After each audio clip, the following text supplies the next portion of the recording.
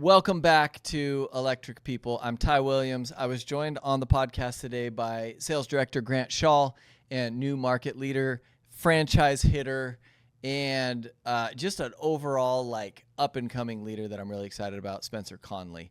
I love having new franchise people on the podcast, people that have just challenged themselves to get to that level. There's always a certain sense of pride. There's always a story behind it.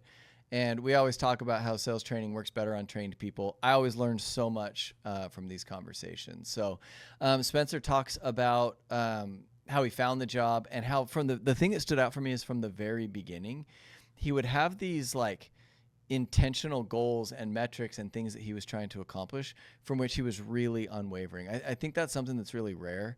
A lot of people come to the job and they test the waters or they try it out or they see if it's going to work. His advice that he gives over and over again is go all in for 6 months. Talked a lot about the cost of buying in, what it takes, and also shared some pretty funny stories about his mom jeans. So sit back, enjoy franchise earner Spencer Conley. The street is where we create. We call it suburbanpreneurship. Mixing big company resources with an entrepreneurial spirit. This is Electric People. Okay, Electric People, you asked for it. He's here. We brought him in, fresh with his new haircut, Spencer Conley. What's up, man?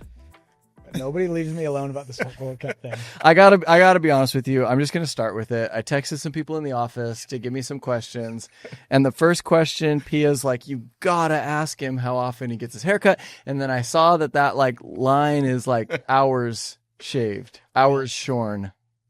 Yeah, I figured that Pia would do something like that. I do have it scheduled every 2 weeks. I don't think it's that crazy. She said every 3 days. No, it's not that crazy. They all say that every 2 weeks. For sure, every 10 days or less. But his first strategy in the job was get a VC every time you get a haircut, and you'll have a good start to your career. Yeah, definitely not. And never. Dude, I love that we're starting with this. This is amazing. I get my hair cut I used to get it cut every 6 months. Now I try to get it every I got this shorter cut that I'm rocking now, and it's probably been 3 or 4 weeks. You had some long hair.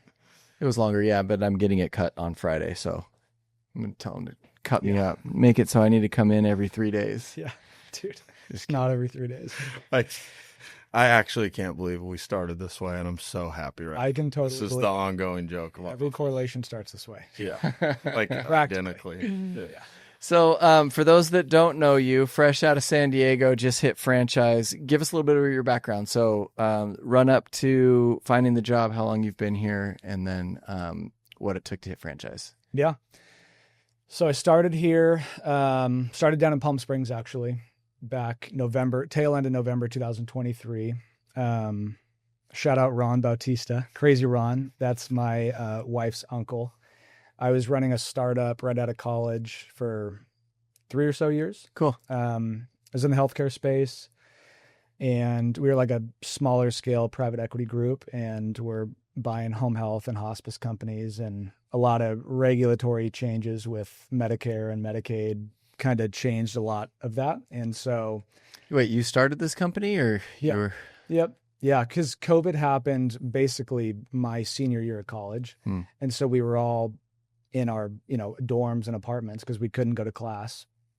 And my family was in healthcare for a long time, but they'd been out of it since the year I was born, 1998. But my grandpa was super successful entrepreneur, and I always loved talking about it with him.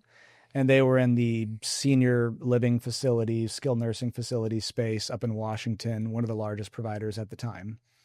That was kind of the point. I was just down in the dumps. It was just brutal. And went over to my now wife's aunt's house. So Uncle Ron, shout out Ron again. I gotta paint the picture of who Ron is for you, Ty. So Ron drives a BMW with a neck pillow.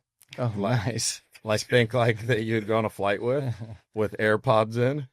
Glasses, the seat almost fully reclined. Yeah. Ripping through traffic. Yep. Completely chilling.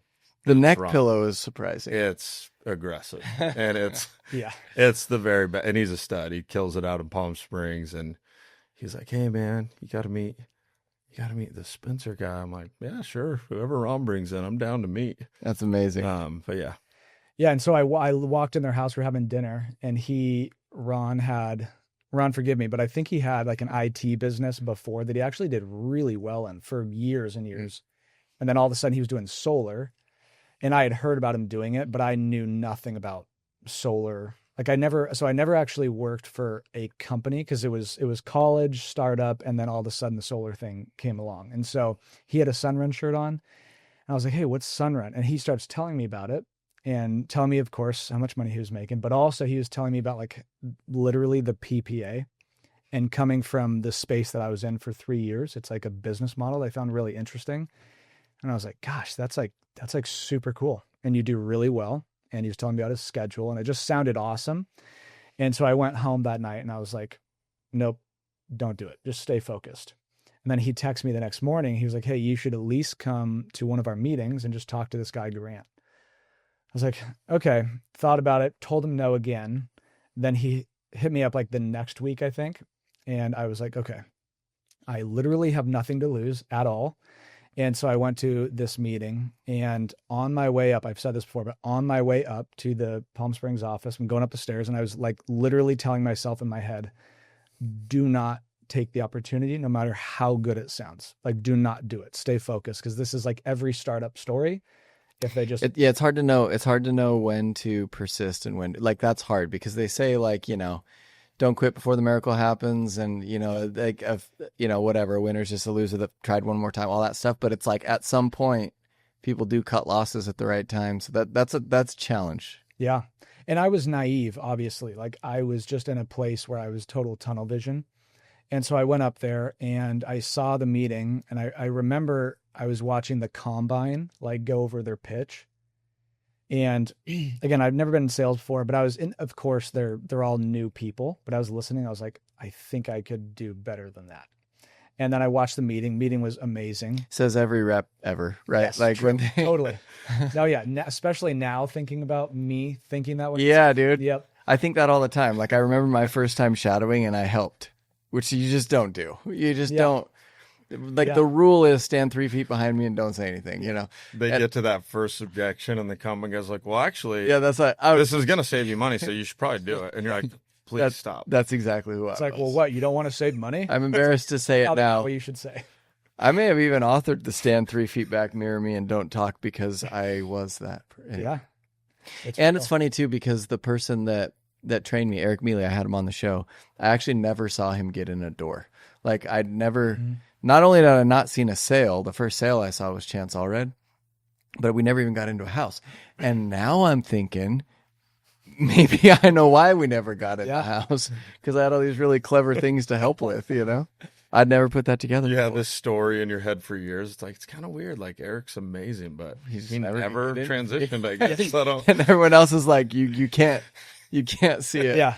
Yeah. Oh, hold on, man. Hey, we can grow together on this show, right? We can learn stuff. That's amazing. Totally. And so, yeah, I just watched the correlation. And then Grant came up to me afterwards. He's like, hey, let's chat. So we went in the office, and I literally think an hour and a half later, I walked out. And the meeting was really cool too. I remember the first question you asked me, but it really made me think. I remember that. I was like your intro question? Yeah. Or the question in the interview? Do you remember? In the interview? Yes. All I remember is this. I was thinking Crazy Ron has a recruit he's super hyped on. And I literally had no idea what to expect. And then Mark Zuckerberg Jr. walks in, and he's talking about his startup and all this stuff. And I'm like, where did Ron find him? I was like, what circle did you run? Desert. Then I had friends from church and stuff, just like mutual friends, that texted me when he was there and was like, hey, my buddy Spencer's come to see you as a stud. You should talk to him today. And I'm like, who is this guy? And then we started talking, and I could tell he definitely, like, he had like his mind made up that, like, I'm going to entertain this out of respect for my girlfriend's uncle and kind of like check it out. But I could tell he also, like, there was something there. It was like, there's definitely like eagerly unsatisfied. I want to do big things. It's not currently working, but I want to stick with it. I'm gritty. I'm hardworking.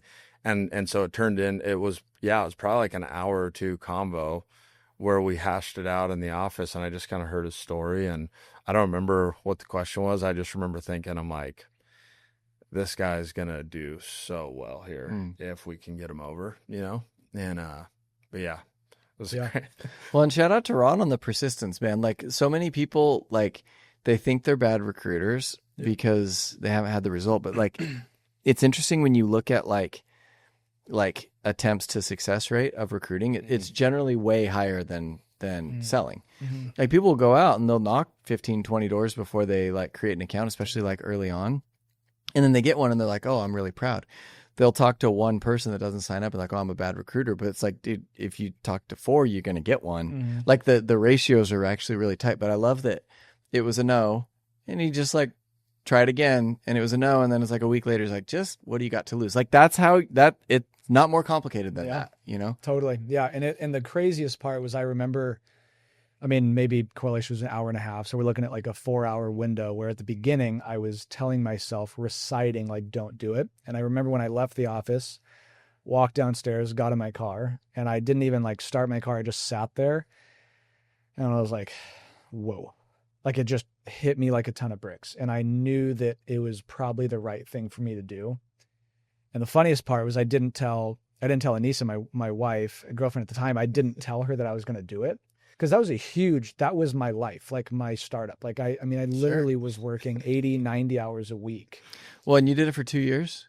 Almost 3. Yeah. So it's like 10% of your life. Like, when you're 23, it's significant, Yeah. And there was such an emotional draw to it because it was, I was just really passionate about it. Spencer closed 9 deals in his first 8 days.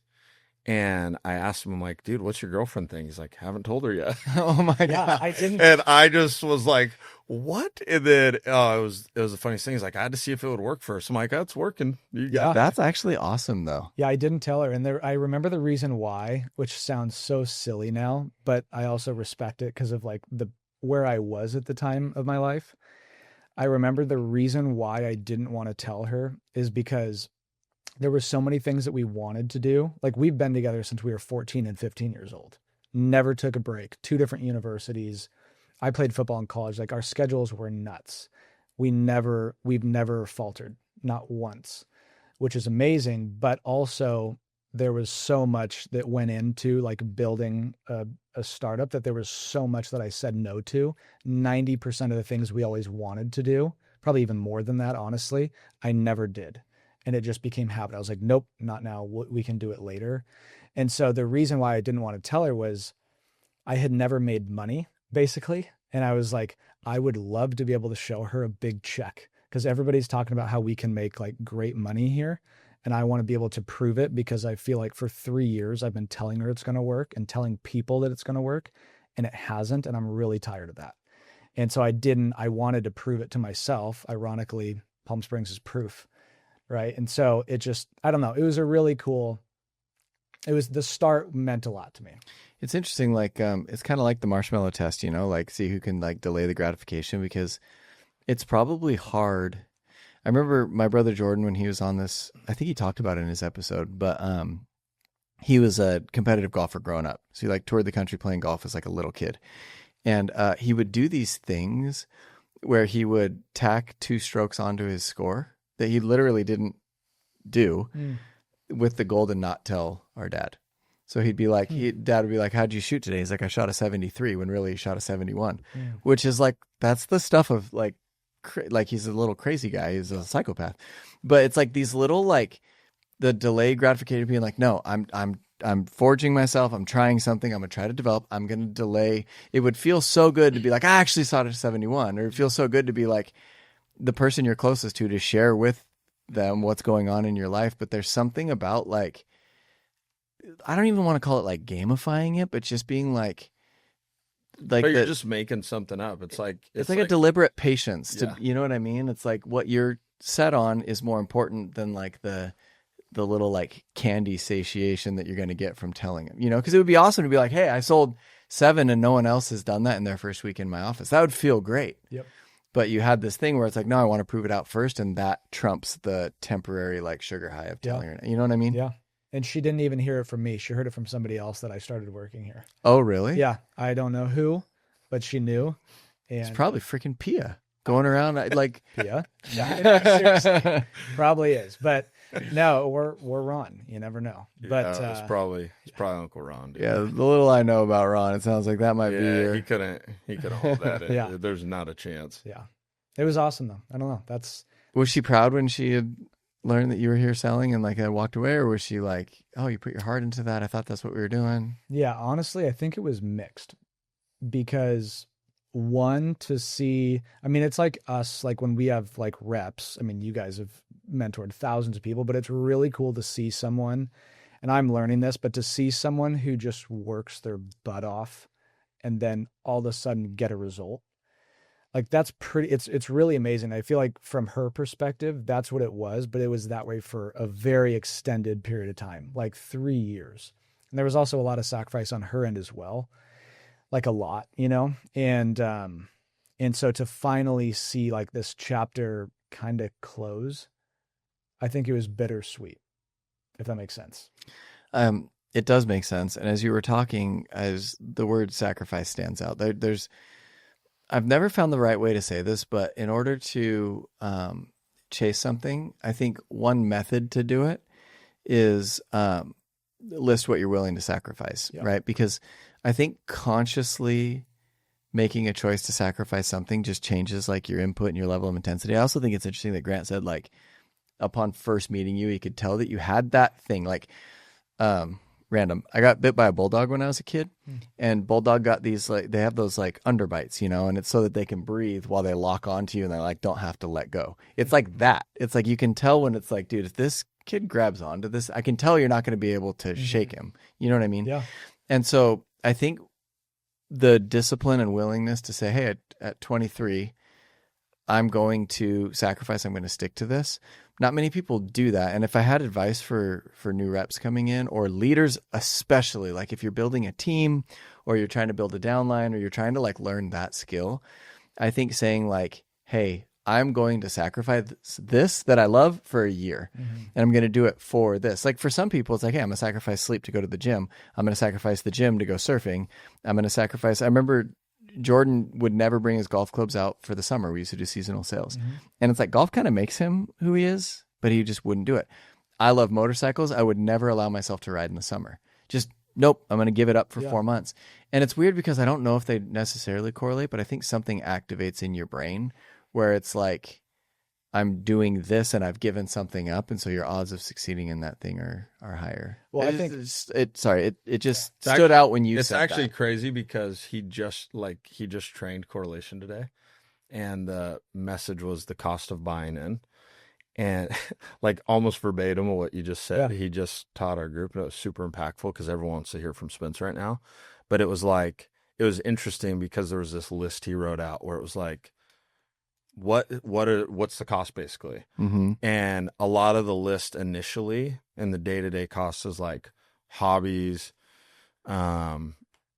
relationship, like there will be some cost. So it might be, hey, you know, I used to ride at the track Saturdays. Well, Saturday is the best day. So you have to ride another day. Like doesn't fully cost, but there's got to be stuff you're willing to change. And so he said this and I was thinking about it. It's like the rewards of those same sacrifices, the list is almost the same. It's just a better version of each bullet point on the list. It's like, so the reward, you're doing it for your family. Your family's in a better spot. It has more optionality.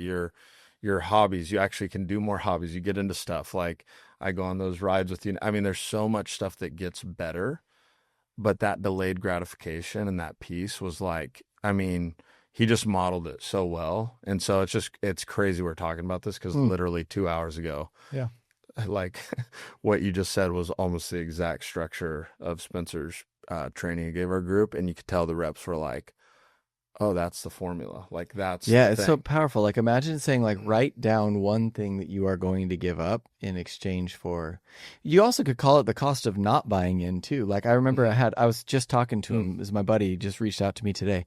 But when he first signed up to sell door to door with us, he had these really long dreadlocks and they were cool in the right setting, but it was like sales is, I was just very concerned. I'm like, we're going to a conservative place. You have to be able to relate to a lot of people.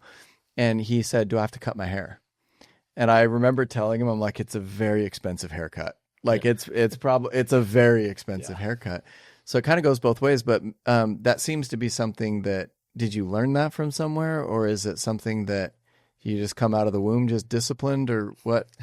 Where does that come from? I wouldn't go that far, but I was actually just going to say, one of the things that I talk about a lot, especially in our office space, is the mentors that I've had. And well, for me, what's really cool, like to answer that, is I know exactly where it comes from. I've been, I don't know why, but I've been super fortunate to have like really influential people, I think particularly in the business space, but also like in athletics as well, growing up, be like a direct mentor of mine essentially. And, I mean, one of the things growing up was always, one is my grandfather, who I talked about a little bit. Having someone in your own life that's succeeded at that level, and having been able to see like a lot of it, or even when I was super young, at least hearing about it, because I'm always so curious. I think if you really know kind of where your long-term goal is, long-term, like not even like 5 to 10 years, but like when I'm 70 years old, like what do I want life to look like? I think I'm much more of a long-term thinker than like a short-term thinker. That's like a struggle of mine, is I kind of let the short-term things bypass sometimes, and it's not a good thing, but I do. And so I think just kind of matching like the pieces together and knowing like, okay, I have 5 people that have been in my life for a long time. All 5 of those people, there's some aspect of their life that I can relate to, in the sense that I want to end up like them. Or life, I would love life to look something kind of like that. Having known like their stories and it's like if you grew up with like Kobe, for example, like in your life, and you wanted to be one of the greatest basketball players of all time, your ability to sacrifice things, it wouldn't feel that hard, I don't think, because it's like you just know that that's what it takes. Like you've grown up with one of the greatest, you want to be in a position just like that, and you know that it's a given that the sacrifice is part of it, and the greatness doesn't exist without it. And so I don't know if that really answers the question, but it's I think being really fixated on the long term, and having seen like countless times, like time after time, what it actually takes to be there for people that are in their 50s, 60s, 70s, 80s-year-olds, like mentors of mine. It's really cool. I don't know. It's what I always draw back. It's like an upward growth spiral, because what I think when I hear that is I'm like, okay, well, mentors love mentoring people who are coachable and humble and do the work. Yeah. And so when you're like, oh, I don't know why I had so many, I'm like, I know why. The way you're showing up, it's like, hey, I'll do the thing. Just tell me. Like, give me the blueprint. Let me get to work. And so people that mentor people, they're actually gravitating towards you. And then it's crazy because then it works. And then you're like, dude, I want more of that. So you actually, like a lot of people spiral out, or they get into a negative headspace, or that it's like hard to actually combat that. You're, by design, you have like a different thing. It's like you're constantly finding this like success loop that's like, and so I think that's how I see it. It's like, from the moment I met you, I'm like, man, this kid is coachable, hungry, humble, doesn't push back on advice, doesn't try to reinvent the wheel, just like, hey, just tell me. All these people are better. Let me just learn that. And then you put the effort behind it. And it's like, dude, I mean, you're just shortening the learning curve so fast, which is, it's been pretty amazing to watch, man. It's like a really special thing you have going. Yeah, I appreciate it. I think part of it too, like coming from running a startup, is nothing. Like, especially me in particular. A lot of people will have like a startup because they've worked at some big company for 5-10 years, and they've gathered enough knowledge and wherewithal on how to like operate this type of business, and then they go start their own. I came to the table with nothing. I had nothing to offer, like nothing. And it was very clear. And I had a lot of people tell me that. And so, like, one thing I've noticed, you don't bring anything to the literally table. You're like, I get that a lot. Yeah. It's like, yeah, you're actually not wrong. It's crazy. But when I'm 80, no. Yeah. Yeah, exactly. But the cool part about that is like, I think it's so valuable. The less you know, the more, obviously the more you can learn. But what was really cool is I was like forced to ask questions because I had no idea what to do. And so I think when I approach a lot of things, especially this job, it translated really well to this job because a couple of reasons. One, I was working insane hours because it's what I like had to do. And I remember someone when I first came in here that they were talking about Dave Madsen, and they're like, yep, basically worked 9 to 9. And that's why he's so great. And I was like, oh, okay, well, just try that. And so like I worked really, really long hours, but also like I remember vividly, I think you talk about the learning curve and how to shorten it. I think one of the things that I always tell like new reps that helped me so much, and I wish people would do it more, is I remember like the days in the desert where I would knock, I'd start at 9, I'd finish at 8 to 9, but probably 3 to 5 times throughout one day, I would go knock for an hour, 2 hours. I would get nothing, like my very first week.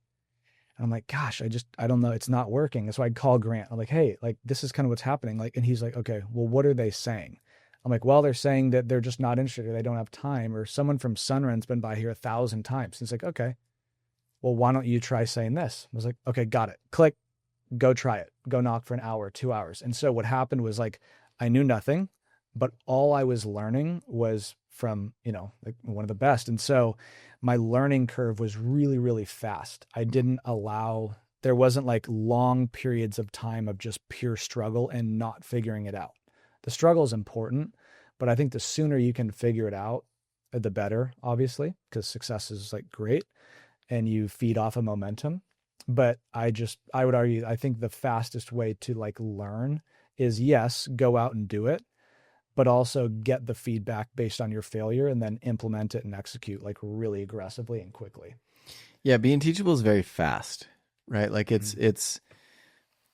remember as you were talking about that, Devin Arp, when he came to Solar, would do the same thing with me. And I knew Devin for years in security before. Mm-hmm. And I remember him saying like, oh, dude, sorry, I'm blowing you up so much. And I'm like, dude, answering this question is the best use of my time because you're going to implement it millions of times for thousands of people and it's going to work. And so it always felt very productive. There are certain people that like have all these questions and they haven't done the work yet. Yeah.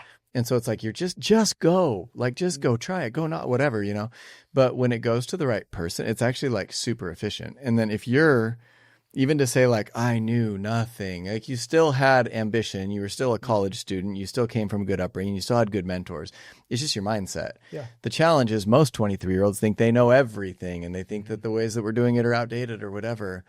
And so it's interesting that when you come in, how much faster you can go if you're teachable. I remember when I came in, I had a lot of experience in door-to-door sales and leadership, but I didn't know solar, right? And I didn't have time to like make the mistakes that people had already made. I just remember feeling that urgency. Mm-hmm. So I remember I called Adam McClellan and I called Mike Brand and I called a bunch of people that were like in the industry for a long time. And I was like, all right, what do you track? What do you train on? What's the method? And I remember they told me, and I was like, I was so fast because it's like, oh, well, I just got like 2 years of information literally after 5 days. Mm-hmm. And I just go way quicker.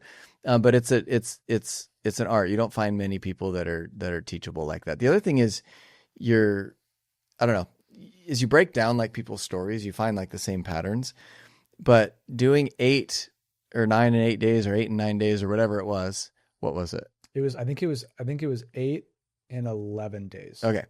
So doing that sounds awesome, but then you hear you worked 9 to 9. So it's like, if you really worked, and then had lunch, whatever, say 10, 11-hour days, well, could you close 8 in 80 hours? Most people in their first week work 15. Mm-hmm. So it's not to take anything away. It's amazing, but it's amazing because you gave yourself enough time. Yeah. You just got to give yourself time, right? Yeah. Like, we race the Baja 500. I try to bring that up every chance I get. Finishers. Yeah, I talk about it at least once. Yeah, it's professional desert racing. Yeah, I almost at this point I feel like I was there. Yeah, well, you probably are feeling like you did it because you're hanging out with some of the literally 2 Baja racers or right. one table with you, which I can't. Yeah, the odds of that alone. Right. 2 of the greatest full-time Baja racers of all time. But it was interesting because I didn't get a chance to pre-run. I didn't get a chance to drive the course before it was my time. And I kept thinking, man, had I just had 2 laps on this thing, I would be so much faster, right? Like, and so at the end of it, you could say, oh, did I do well or did I not? At the end of the day, I'm racing people that have been doing this for 20 and 30. I just didn't have the time, right? And so if I looked at it and was like, oh, I did good or I didn't do good, you're not comparing apples to apples. And so the interesting thing that I hear from you is super intentional, right? You have a purpose, you have a sacrifice, and you gave yourself the time and you got quality mentoring. Like at that level, you should close 8 in 11 days. And the fact that you did, cool, you earned the validation, but you actually tapped into what it takes. It's not like your pitch and approach was better than anybody else's. You just gave yourself the right formula to have success, you know? Yeah. I hope people are hearing this and being like, oh, okay, that makes sense. Because I did 1 in my first 8 days and I worked from 1 to 4 and then was doing my other job that I didn't quit for 6 months, you know? Oh yeah. Well, that's the other thing. So when I started, my agreement with myself was don't abandon what you were working on. And because everyone was telling me the schedule that I could work at Sunrun and be really successful was like start knocking at 1 and you can finish at 7. And so I actually think I have it written out still in like a notebook, but I wrote my schedule out. Dude, I'd love to see that. I know, I got to find it. I think it might be back home, but I wrote it out. I do remember I wrote it, and it was, I would start work from my startup at 7 a.m. and I would go until like 11:30 a.m. And then I would take like my lunch break and then I would go knock from 1 to 7. And then realistically, it'd take me 30, 45 minutes to get home, shower, eat. And so then I would get back to work on my computer and I'd probably work from 9 until 12 or 1. And that was my agreement. I was like, okay, there is some level of like compromise that I can pull off here. And I quickly found out that you cannot, or maybe you can, but I know when I came in here, I was like, I have to be the best that I can possibly be at this thing. And whatever I'm trying to do now it's just not going to work. And, you know, having someone like Grant tell me the things, you know, that he did, which was like, dude, you could be great here. It's really hard to ignore that, especially when you're young, especially when you come from a space where it was, I don't want to call it failure because I don't think it was just like really hard work without a result for an extended period of time. You know, I was really hungry for that. And so, yeah, that schedule did not work. And I quickly found that out. And I was like, okay, the Dave thing, 9 to 9, that's like my new goal. And let's make it happen and just see if it works. I would say there's nothing that calms me down more than time. Like a lot of times when people aren't having the results, we always say it's either skills or time, and it's never skills. It's just not. I see too many bad salespeople sell a lot of accounts. Like the offer is good enough, the time is right, the market's right. Like there's a lot going into it, so that it's rarely, skills help, but it's generally not the reason for success or failure. As you found, like you didn't have any skills when you came in and did successful things. And so when you look at like time, and I think about the performance under like the stress of a short time frame. So say, for example, you get out to your neighborhood at 3 and there's a reason, right? Like, oh dude, like my roommate was freaking out. I just needed to help him. Or I had to get this done so that I could be present when I was knocking. Whatever your brain tries to like keep you comfortable. It tries to keep you alive, keeps you away from pain. And so it'll do all sorts of crazy things to not have you go face the pain of betting on yourself and knocking doors, whatever. And so then, okay, I got out at realistically 3, and then I'd be back at 6 because my roommate was doing this thing or my mom, whatever. And it was just like this time, and I didn't get one and I'm super pissed. And it's like, well, it takes 4 hours of focus prospecting to create an account usually. If you're average, that's what it takes. Like 4 hours, you can probably get 7 good pitches off. That's what it takes. So if it only took 3 hours, well, one, as you start to come up against like your time window, you start to rush and you start like you're ambitious and you want it, you're out there. And so you start speaking faster and you start like, okay, this one's not going to work. I got to go to the next one because I only have 15 minutes. And I found that like when I've done like my account management in the morning, when I've trained, when I've done my health stuff, and then I'm like, you know, Nikes are in the neighborhood by 1 and I know I'm not coming out till 8. it's like Yeah. whatever happens, I might get one at 1:30, I might get one at 7:45, I might not get one at all. But if I do this enough, I'm gonna have a lot of success. Like the relaxation, like a lot of high sellers will say, like knocking is a vacation. Like it actually, because it's like I know I'm only doing this. I've given myself enough time. I've put in the work. Let's go. Versus I only have 3 hours. You know what I mean? It's just like it's such like a calming thing to give yourself time.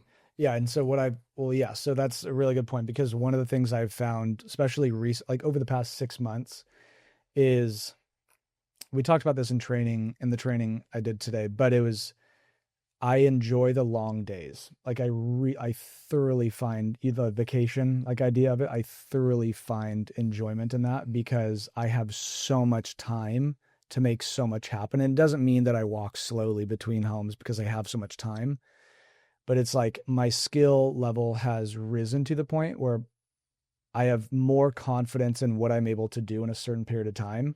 And it's like, well, if I want the result to be greater and I give myself more time to do it, then I'm probably going to see the result I wanted when my skill level wasn't there. Yeah. And so it feels efficient. Oh yeah. I mean, I love, even when it's like hot out, not that it's like hot in San Diego, but some people say it is, but it's not. You're like, listen, I did time in Palm Springs. Yeah. Real shout out to Palm Springs is the installers. Like on the roof in 120, dude, nowhere to hide. You can't work for 2 hours in the morning and then come back for 4 hours at night. Like, yeah, it's crazy. Yeah. And the heat's just bouncing. It's relentless. Off those tiles. It's crazy. It's relentless. Yeah. I remember I did an install last summer in Palm Springs. It was like a referral. And I went down to visit after like being in San Diego for a while. And I go out to the install and I'm just like, this is nuts. And I'm like asking my customer, like, hey, can we just talk inside like for a while? Cause it's hot in the garage and these guys are outside. They're on the roof. These batteries. Yeah. You do the heat transfer, dude. Oh, and I'm just like, geez, man.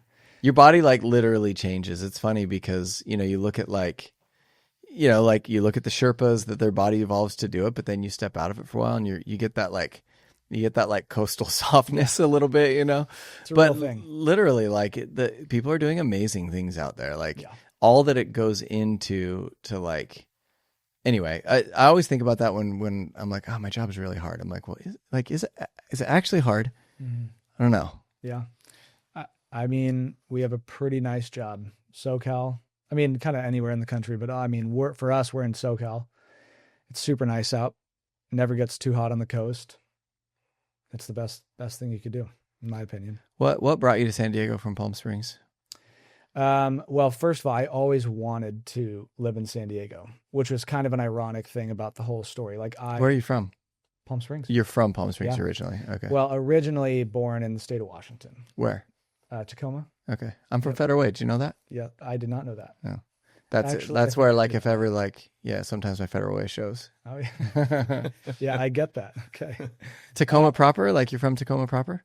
Yeah, I was born in Tacoma General Hospital. Oh, that's awesome. Family's in Gig Harbor, Tacoma, all over the place. So my both my parents are from Elma. Do you know where Elma is? No. It's on the way to Gig Harbor. It's like you go up to Olympia, it's past Lacey, Tumwater, Olympia. I still have some family there. And then you go around the corner and you'll hit like McClary. Now there's like 3,000 people in there and it's stayed that way forever. But then you pass it on the way out to like Gig Harbor. Huh. I don't know why I haven't heard of it. Pacific Northwesterner? Yes. PNW. So you've earned the weather. I always say that. I lived in Federal Way and then Denver and then Utah and then Ecuador. It's like I've earned the climate, I feel like. Yeah, definitely. Yeah, but being in the desert, I mean, I can't say that I didn't grow up in Washington. I was born there, lived there until I was 2 years old, moved to Palm Springs area, and then I was there all through high school. Went to the University of Redlands, and then once I graduated, I was back home for a little while. And San Diego is always a place I wanted to be.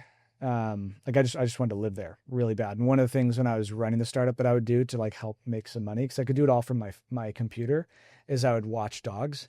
And so I would always look up. You could watch dogs from your computer? Well, I could stay at somebody's house and like just watch the dog and work on my yeah, watch dogs from I didn't know you were gonna say I'd watch dogs. Like you're like I know. You're like I know. You're putting together Flip that in there. I dude. didn't you're putting together these like legends of industry as 23 to fund your venture that you have no idea how to do. And you're like highly capable. And you're like, yes, I just watched dogs. I didn't have to do anything. Yeah. The owners thought they were being taken Like care of. obviously that's just those paired well. That's right. It's definitely expected. No, but yeah. You're like, never walk the dog. I'll only watch the dog. Yeah, only watch. And It was actually funny because he wanted to go to San Diego kind of even out of the gate, or like, hey, I'm going to do this. And I'm like, no, dude, stay in Palm Springs. We're going to run this thing up. And then I got the call from you more for San Diego. And I went to the team and I just told everyone, I'm like, hey guys, no one can follow me. Like, you got to stay in the desert and keep this thing, what we've built. And my whole squad just like kind of told him. And Spencer just got talked out of moving to San Diego. And he called me after. He's like, dude, no, I am going to San Diego. And I'm like, well, and he's like, no, I'm literally moving to San Diego. So I'm going to be there before you are. There's no way. Like, and so, it was fine. I mean, I definitely wasn't fighting against it, but it was, it was. Yeah. Happened. So quick. that's how. But yeah, San Diego's the best. Love flow. San Diego North. It's amazing. What is the cost of buying in? Like, from your training and from like your experience, like, what is it? Well, I'm 27 years old. Like, young people want to travel and do a lot of those things. And I said this today. It doesn't mean that you can't travel, and it doesn't mean that you can't enjoy your hobbies and surf or like ride dirt bikes. It's just there's a time and a place for those things. And that's like, in my opinion, that's where mentors come in. Because if you're aiming for something and you have had no conversation with anybody that's ever been in a position like that, how do you know what to expect? You go about it blindly, and like sometimes that works and that's great. You learn a lot on your own, but also again, there's like a fast track to a learning curve. And so for me, it was, so you said like how your brother would leave his clubs back home for the summer and like you wouldn't bring your bike. I think what was interesting, not to get sidetracked here, but it almost becomes a practice. Like, what more can I sacrifice? Because you start to realize like, yeah, actually I didn't go on that vacation and this happened. And I was like, that's kind of cool. And then you do it again, you make another decision similar to that. And it's like, well, that actually works. And so I think the overall cost is like, people are obsessed with immediate gratification, especially in a job like ours. And what happens is you never allow yourself to sink into rhythm. Like, that's one thing that I've learned. I refer to my combine a lot because it was such a big learning curve for me, like just in life in general. But I remember, so I started tail end of November 2023. And so obviously coming up on Christmas. So my whole family is up in Washington and we always go up there for Christmases. And I basically told everybody, I was like, hey, I'm not celebrating Christmas with the family this year. I'm going to knock every day up until Christmas Eve. So we'll have Christmas Eve, Christmas Day, and then the day after Christmas Day, I'm going to get back to work because I was in such a good flow.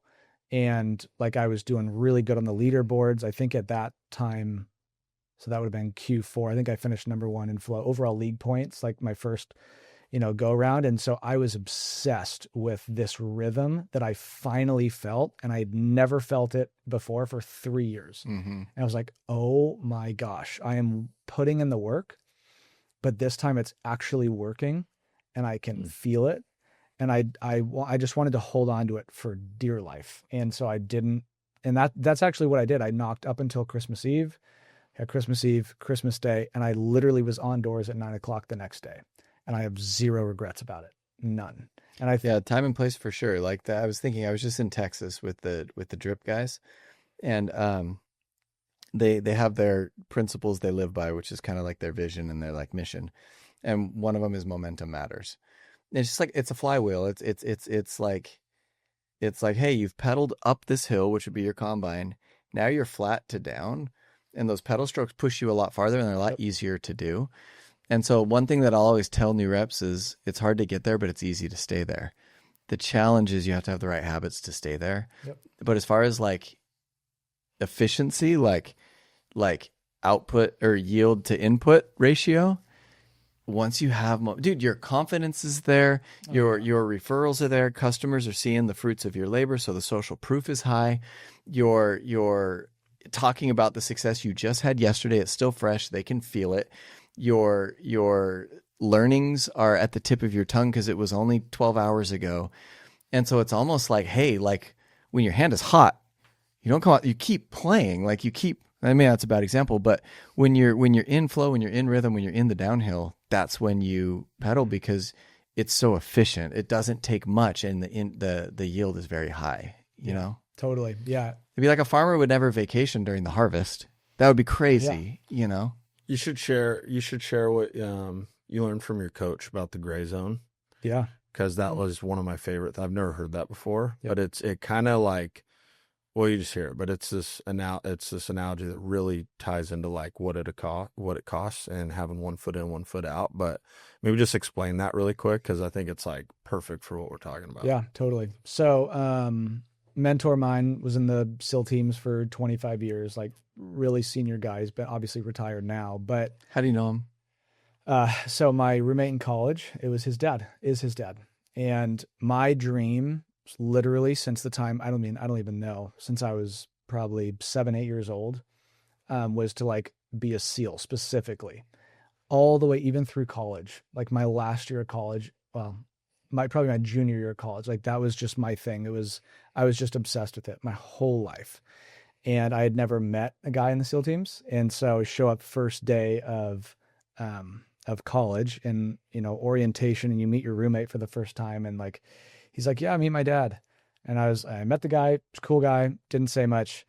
And then I was like, hey, what's your dad do? And he was like, yeah, he's in the Navy. I was like, oh, cool. Didn't say anything. I was like, well, what's he do? And he's like, he's a SEAL. And I was like, whoa. And it was like, I don't know. It was just a dream of mine forever. And I finally met him. And so, isn't it funny though? Like people that have done impressive things, you're just drawn to them. yeah.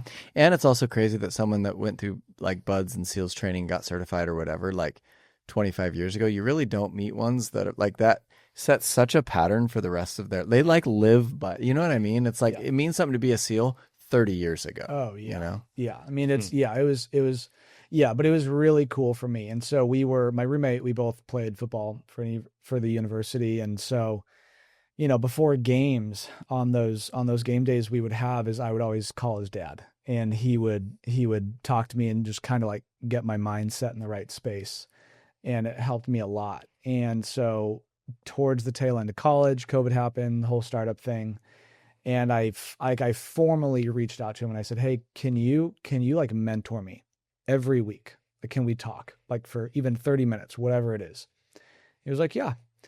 And so that was a thing that we had going for like, honestly, a couple of years. And every Wednesday morning, 11 a.m., we'd hop on a Zoom call and we would go through things. And I remember when I was like really going through it, like I was just beat. He told me this story. Getting back to the gray zone. So his son in high school played for Cathedral Catholic down in San Diego. And they were, I don't know if they still are, but they were really elite football program, like state champs, all that stuff. And so when his son was there, my buddy, I think they won the state championship or whatever. But he would go to all of his son's practices. And during the summertime, that's like every day. You'd have Hell Week, you'd have, the whole 9 yards, probably 5-6 days a week. And so he would go to the track. So you have a football field, track goes around it. And he was there and he just watched practice for 2 hours, 3 hours, whatever. And the first day he showed up, there was a guy running around the track. And he was like overweight guy, had a big hoodie on, big, like sweats on, sweatsuit basically. And he was just drenched. And he was like, huh, good for him. Next day, same thing. Same guy running the track for a couple hours. Next day, same thing. Next week, same thing. And after a couple weeks, he went up to him. He was like, hey, like, what's your story? Like, what are you doing? And he was telling the story about, if I recall it correctly, he had gone through a divorce or something like that. And life was not great. And he was trying to get healthy, like just trying to get his overall, what he could control, right? Back in line, back where it should be. And so he started talking to the guy, and that was just it. And every day the guy keeps showing up, but he's not losing weight. And he would weigh himself before the run and after the run. Guy was never losing weight. Months go by, nothing, no results. And so they were talking. He was like, you're working out hard. Like, you're doing all the things you should be doing, I think. But like, how are you eating? Like, what's life like when you go home? What's life like on the weekends? Like, how are you actually fueling your body? And obviously he was probably doing the polar opposite of the advice that you would give him if losing weight and getting healthy was the goal. And he said, this is a principle that we've had, which is that guy is operating in what's called the gray zone. And so the like illustration that I put up on the screen was like, you have a white box, a gray box, and a black box. In the middle is the gray zone. Both sides of it are the extremes, one of which is I'm 100% in. I'm not 99%. I'm 100% in on this. The other side is I know I'm not willing to be 100% in, so I'm not even going to. I'm going to put my effort somewhere else, and I'm out. And the guy's operating in the gray zone. And so I shared that today because it goes back to the cost of buying in, like truly, truly buying in. And does the cost and or the benefit outweigh the other? And the whole gray zone thing, it always stuck with me because, again, I hate to keep like bringing it up, but the whole startup thing, like I was 100% in, like can't argue that, but there were outside circumstances that I could not control. When I talk about the opportunity here at Sunrun, compared to what I was doing, from the surface, if I'm talking about it, both sound like great opportunities. You can work extremely hard at both. One of them was not the right vehicle for me to put all of my effort into. The other one is, and it reaps the reward, and there's an actual realizable result. And so this whole gray zone thing, stepping into like leadership as a team lead, now a market leader, you see a lot of new people come in, and I always give people the same exact advice, which was given to me, which is for the first 6 months of, being here at Sunrun, make this thing like your life. Just pour everything into it. Don't be in the gray zone. Be the exact opposite, 100% in. And you can wake up 6 months later and life looks really, really different, because that's what happened to me. And when you feel that and when you experience that, you desperately want other people to feel that too. Because it's cool when your life changes, and it's changing as a result of like your efforts and as a result of the efforts of others pouring into you. It's like they poured into me, I did XYZ and got this, but maybe if I pour into this person, they will do XYZ and they will get that. And then we can just keep going and build this thing. But the reality is it's really hard for people to live outside of the gray zone because it's very uncomfortable. It's really, really uncomfortable. And I think my last point here is I don't think your entire life needs to be spent in the 100% zone, but there is a season of life where it's necessary if you're clear on where you want to go and if where you want to go requires it, because some things don't, but I think this job, I hate to say that this job's like really, really hard, but I also don't want to say it's really easy because at the same time, we can all sit here and say, like, look at us, like, look at where we are. I think it's such a powerful illustration because the gray zone to me is like nobody wants to waste the opportunity, or bigger picture, no one wants to waste their life, So like you think of the gray zone. I think of the picture I have in my head just after doing so many one-on-ones with so many reps, that every one-on-one that you sit down and go through a series of questions, people are like, man, I want to change my life. I want to run this thing out. I want to have this experience. I want to do this for my kids. I want to, whatever. Everyone kind of has the same goals, but there's this thing where it's like your screen time is 10 hours a day and you're doom scrolling and you're going out with your buddies you're going too hard on a Wednesday night and then you're blowing Thursday, but then Thursday you really do want to get some sales and be part of the rally and whatever. And it's like this back and forth and life is like blah. It's just like this, it's the gray zone. Like when you said it, I'm like, man, that is such a helpful tool, because what I think this was like my favorite part of the meeting today was people in our region see Spencer like just this steel trap. Like everything comes easy. He was just born to work. He, you know, and he is like amazing. But I also get the mentoring side of it where it's like Spencer calls me when he doesn't want to get out of the car, you know? Yeah. And I just got this cancel and man, the last 2 ghosted me and rescheduled, and I thought I was going to end at this, and now I'm not, and I missed my buddy's birthday, and now I bageled all day anyways. It's all the same stuff. But the thing is, that's where most people just go into that like middle blah that's just like, ugh, whatever. And then you just go back to the old habits, and it's 1 foot in, 1 foot out, and you never progress. And I told our team, I'm like, the thing with Spencer, it's not that he's not in that. It's literally like a daily self-development plan that's like a battle. It's like, hey, he calls, says the thing. One of my favorite coaching moments with you, I shared this in our office today, is like, it was probably 6 months into it or 9 months into it, right when he started turning it on. And he called me one day and he's like, he had like a bad 4 days, which anytime Spencer works, he gets a VC or he'll get like 2. And so it was like 4 days of nothing, not a lot of engagement, which is like long for him. He won't let himself stay in a slump for longer than 3 hours, you know? So it's like 4 days. And I'm like, I kind of know what's going on. But then he calls one day. He's like, hey, I feel like weird even telling you this. Like I'm almost like a little shameful, blah, blah. He's like, dude, I'm having a hard time even getting out of the car right now. And I'm like, yeah, I know. And he's like, really? Like he was shocked that I wasn't shocked. And I'm like, I mean, of course, dude, because when you get out of the car, stuff gets cooking really fast for you. And so we talked, and then I just said, I'm like, look, just shake it off and go give it hell. Like, I mean, just give it what you can give it and see what happens. You got 2 hours left. You got to constantly reset. The thing is, my whole career, most of the time you have that talk. And I would think 99 out of 100 times the person goes home that day, or they go back to the gray zone. And I vividly remember that conversation, and 22 minutes later, Spencer was posting inside someone's home, and then same date an account, and called me that night and was like, dude, thanks so much. And that's the difference. It's like it's the same calls I have with everybody, but every time Spencer chooses to be like, all right, shake it off, let's go again.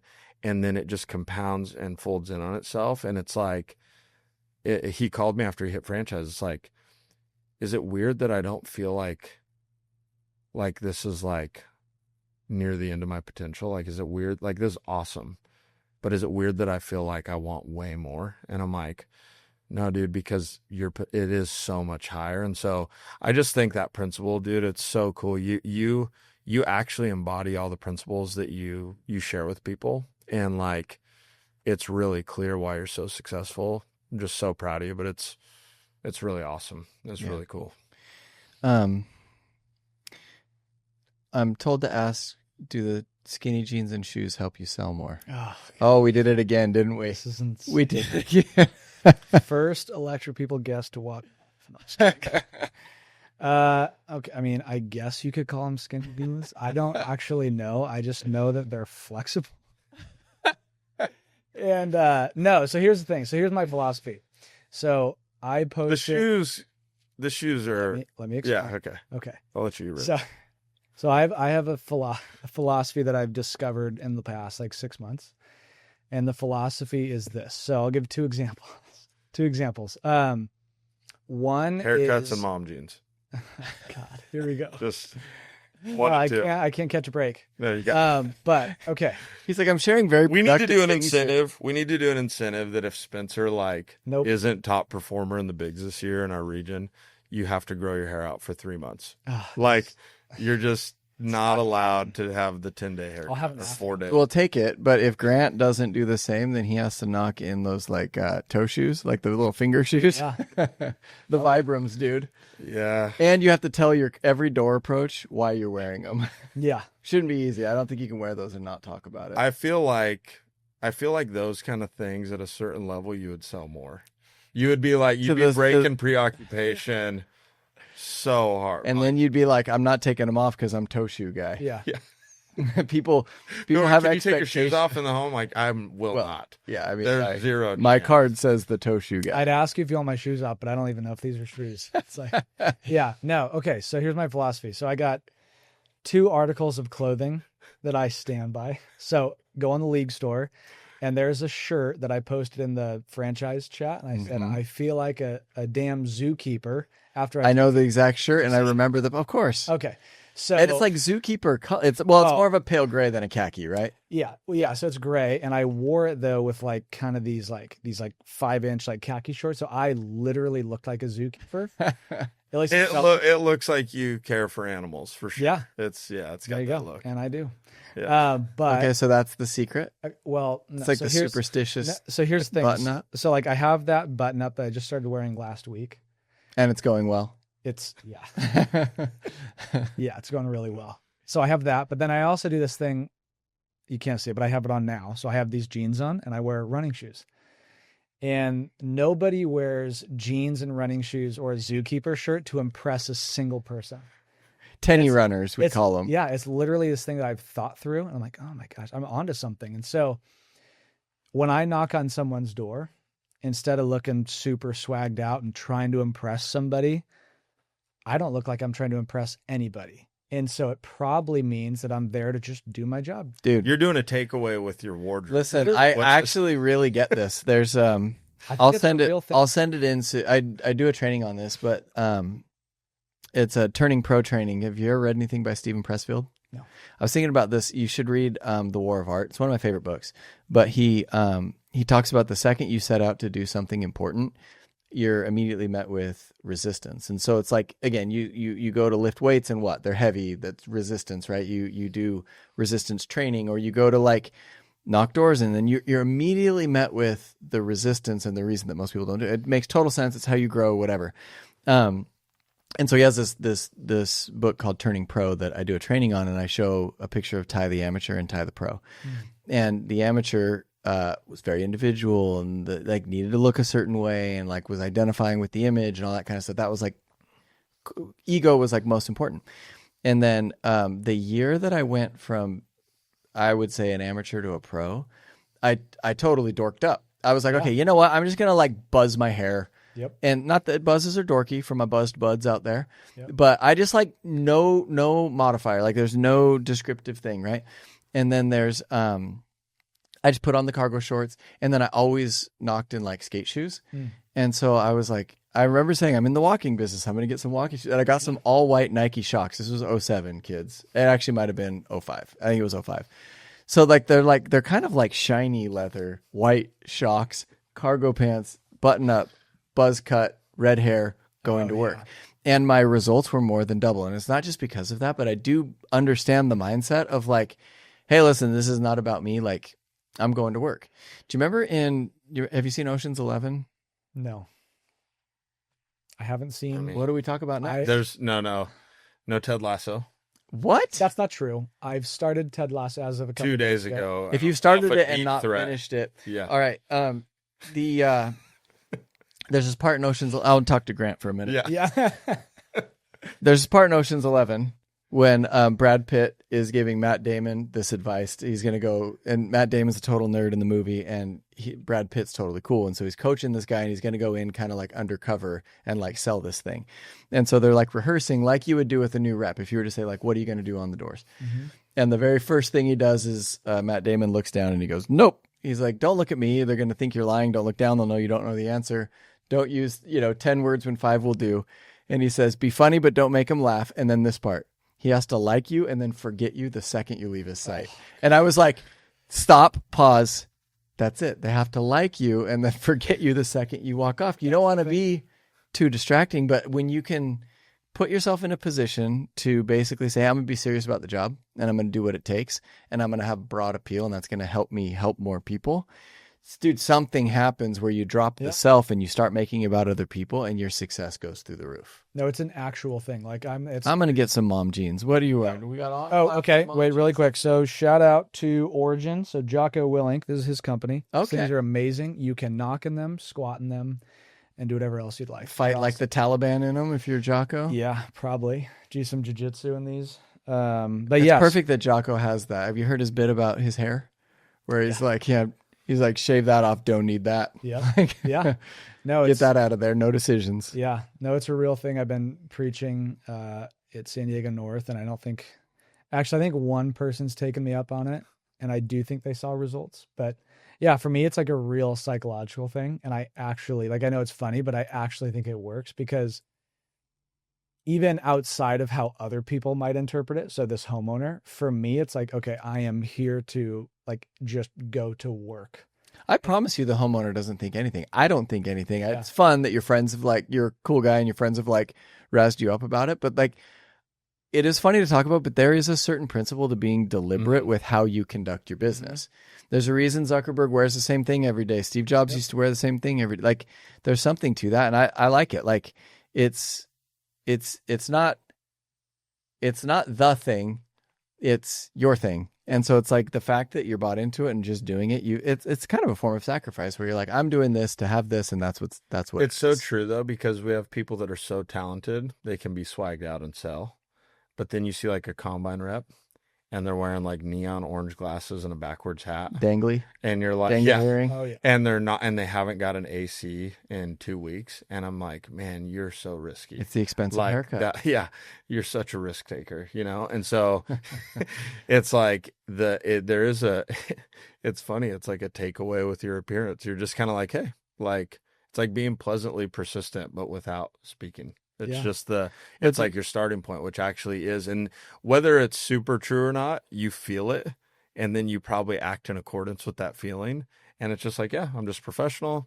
I'm not here to be swaggy guy right now. Like, I'm here to do this thing, get you the thing. And it comes off that way through and through. It's like, it actually is a real thing. We should make this a thing and have people post a story on Instagram with either running shoes and jeans or that shirt. I don't even know what you'd call it. The Zookeeper My shirt's Zookeeper insane. shirt. Yeah. Post it, tag Run X Street, and let's get this thing going. Dude, the Spencer Conley challenge, the dad fit challenge. Yeah. Hey, listen, hit me up, DM me, text me if you're in. We'll get a group of up to 10 people, and we'll see if those results change. But don't enter to try to prove us wrong. There's no virtue in sacrificing results to prove a poor point. An actual group chat will be started. Yes. Accountability weekly. It'll just be the dads. Moms can join too, right? Yes, absolutely. But then they would be There's the moms. so many of our leaders right now thinking through this challenge. I had this thought where like I wanted to do a challenge where I thought like one of the hardest things you could do on a Saturday is wear Nike Monarchs, you know, we used to raffle Monarchs off in the desert. So you should like whoever was the workhorse got Monarchs. But what if you showed up on Saturday, like Saturday's the pro day, and you're like, what does a dad do on Saturday? He straps on his Monarchs and he gets work done in the lawn or in the garden or whatever. So what if you have even when you say it, you know you would crush in Monarchs. Like, oh, you absolutely know. Bro, if I woke up on Saturday, put on my Monarchs, my white crew socks, my cargo shorts, I'm making dreams reality that day. You got 4 in you that day. At 1,000%. Because it's like I'm obviously kitted up. I'm obviously neighborhood appropriate. I'm obviously going to relate to 70% of Americans. But what if there was just the crew and it was like the hardest crew? You know what I mean? Just the widest net cast possible. Yeah. Monarchs. Yeah, it might sound that like we're joking about this, but we're definitely not. We're going to make this a thing. Monarchs are hilarious, but it would absolutely work. Yeah. What's the New Balance? Is it a 708? Is that the one? But the New Balances have even gotten kind of But they're kind of cool now. Yeah. Cool. Even the actual Monarchs are like, my stepdad wears Monarchs. He's worn them for 20 years. And what kind of guy is he? Solid? He's everything that's the best. I mean, hard blue collar worker. Yep. Owns his own business. Tattoos. Works hard. Got some tats. Yeah. Hey, if you're serious about Saturdays, lace up. Yeah. Lace up your M's. Go for it. You know? Just thinking of Chris Thompson and some Monarchs right now. Sterling ripping some J.I. Yeah. Just getting J.I. in some like fresh colorways. That's right. Wow. Okay, challenge accepted. I want to hear what happens with it.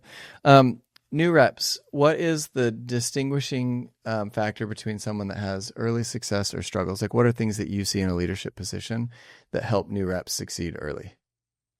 If you think about it, it's, of our active rep count, it's probably like 25% are new, right? Like, I mean, it's a significant portion of the population. So you're newer into leadership, just hit franchise. Your starting date was only a couple years ago. What are things that you see in people coming in now that slow them down or speed them up, however you want to answer it? I think the number one thing would be, so I remember when so I would call, I'd work the long days, call Grant, ask for some help, get the feedback, implement it. And it would work. Sometimes it would, most of the time it would, sometimes it wouldn't. And just, you got to keep going. A lot of reps, like I beg reps, even though sometimes I might not answer the phone, to like call me and ask for the help so that you can just do what I did, because for me, I know it works. And I think that, like, I remember you said one time to our next group, you were like, Spencer thinks that he calls me too much, but I'm here to tell you that he doesn't call enough. And I was like, that's pretty crazy, because I feel like I call a lot. And I think people get really comfortable. So I'll give like a visual. So I said this last week, and it's silly, but it's like, if you think of a mountain, there's like two ways to go about it.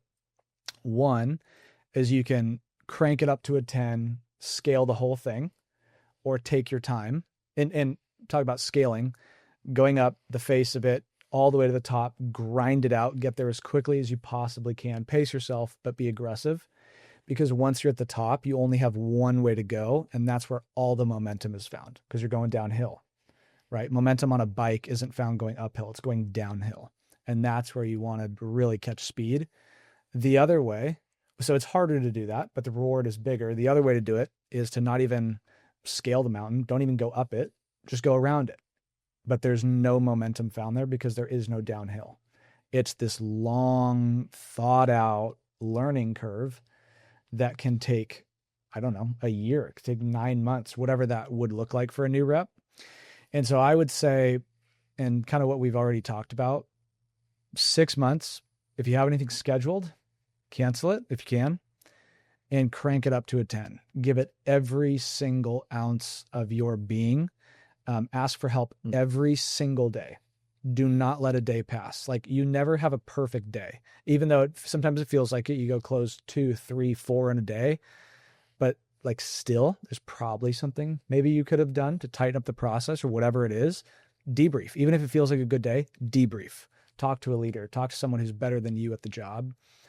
And so that's what I would say. I don't think you need to think about much else. Like, your pitch doesn't need to be perfect. You should get it there as soon as possible. It's never perfect, but you should really, really work to get it there. But it's going to be rough in the beginning. Accept it, work with it, but also don't settle in like every day is just rough. Like, get the feedback, implement it, because the people that if you work for Sunrun, like, your leaders that you would ask for help, we have the best leaders in any sales org in the country. Like, I thoroughly believe that. And they're in a position that they are for a very specific reason, because they were where you are now and they crushed, and they know how to do it, and they've duplicated it multiple times with other leaders. And why would you not ask? Like, it's a weird thing if you think about it, you know? So I don't know, to sum it up, crank it up to a 10, 6 months, give it everything you possibly have, everything. And ask for help and learn, train daily. And yeah, I don't know. That's what I would say, honestly. It feels good to give something everything you have to, like, we need it, like, as people, especially in this job. This is a growth job, right? Like, it's a growth opportunity, I should say. There's certain jobs that you can show up and kind of like fill a spot. Mm-hmm. But this one, like, it's a whole body job, right? That needs all your brain, all your body. And so it actually feels, it's weird. Like, when we pursue comfort, we're often uncomfortable. Like, I really don't want to stick to the eating plan, but then it's like Jocko's discipline equals freedom thing, right? And so it's interesting that when you pursue discomfort, like, like, it feels so good to sweat, feels so good to work out, feels so good to run, feels so good to cold plunge. Like, all those things are hard and uncomfortable, but it actually makes you feel better. If I don't get in the cold plunge and I don't work out and I don't sweat and I don't push myself, at the end of the day, I pursued comfort, but I actually do not feel better. I don't feel comfortable. I don't like myself as much, you know? And so the cool thing about your advice of just go as hard as you can for 6 months, drop the take your hand off the e-brake is what I always say. Like, just don't cover the brake, go for it. Even if you fail miserably, or it's harder than you thought, or you actually do embarrass yourself or whatever, it feels good to go at something hard. Like, we're actually built to build, we're built to grow. And so, like, going for it, you feel so much better than halfway going through it. Yeah. You know? The other thing that I try and tell our reps a lot, especially when they're new, is exposure is everything. And to me as a new rep, like exposure is, it's like actually doing the work. Like because you can tell a rep, it's weird because there's like different types of right things to do, and a right thing can still be a wrong thing. And so it's like I really believe that. I've actually thought about it a lot, especially recently as we get new reps coming in, we're recruiting and everything, is like, you can have a rep who I can tell them, hey, here's what I did. So every morning, and I would write out my pitch, and I would just start with my intro, and I would write it out until I didn't need to look at it anymore. And I'd say it a whole bunch of times. And then I would do intro and then problem. And I would write those two out until I didn't need to look at it. And then I would keep going through it. Every morning I would do that, go work all day, ask for feedback constantly, take the feedback, implement it.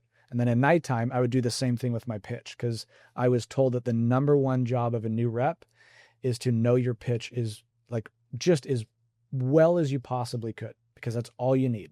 That's literally it. And you need homeowners. But you can tell a rep to do that and say, hey, record your pitch. And they sit at home until 4:00. They write their pitch out. They recite it. They know it so well, and they send it to you, but there's no exposure. You're not actually testing the theory.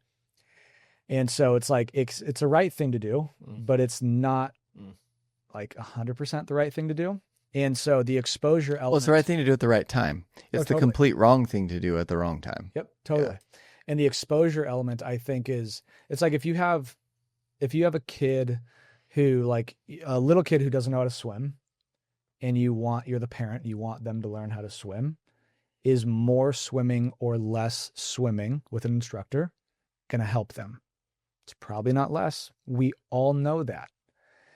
And it's like, why would you think any way different about this job? Like, you need the exposure.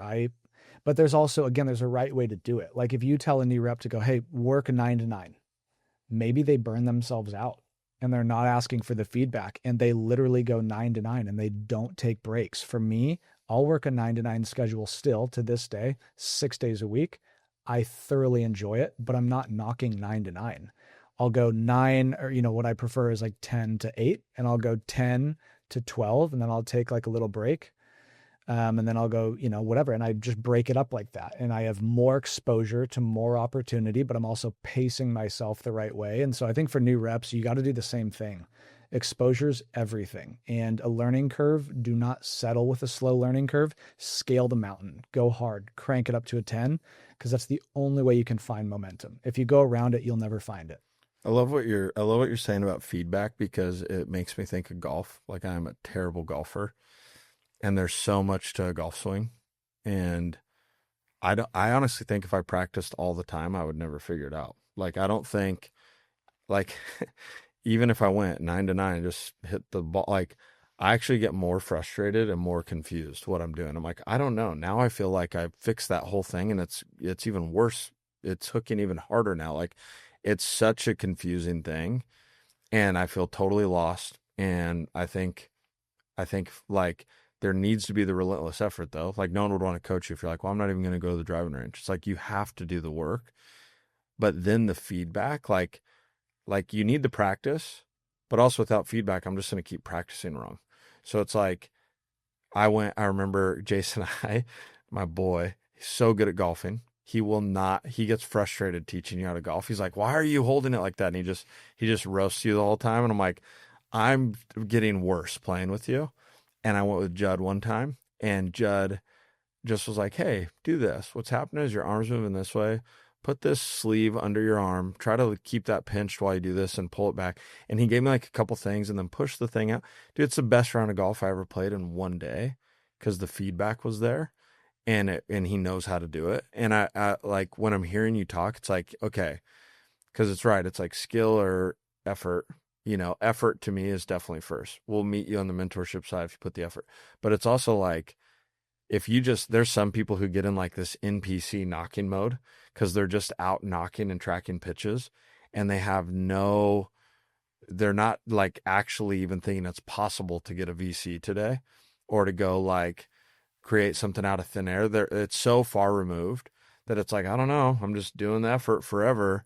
And the feedback isn't there to be like, no, dude, you were actually getting so close, but if they even hint at shutting you down, you just go, okay, well, sorry, and walk away. You need someone to just be like, no, stay calm there, say this. And then all of a sudden they do it and it works. And you're like, oh my gosh, the ball's going straight. I feel like that formula you're describing is everything. Like that's so well said. It's really cool. Yeah. Hey, dude. Well, thanks for being here and sharing with us. It's always really interesting for me. And also it gives me a lot of excitement to see like the people that are coming up now that will be leading these teams, like moving forward. Like it gives me a lot of confidence and a lot of like excitement that they're going to learn from you things that work in your language, that's current to them, that is going to help them succeed. Like it doesn't seem like, you're talking to a couple thousand people right now, but we do. We have thousands and thousands of downloads every week of people that you'll see. They'll text you and say like, "Oh wow, I'd never thought of this before." And in your head, it seems so normal because it's the only voice that you've been with your whole life. But it is very important, and it gives me a lot of hope for the future of the street. So thank you so much for being here and for being excellent. Thanks for having me. If you like what you hear and are interested in joining the team, DM us on Instagram at RunXStreet. What are you waiting for? Shoot us a DM and let's get going.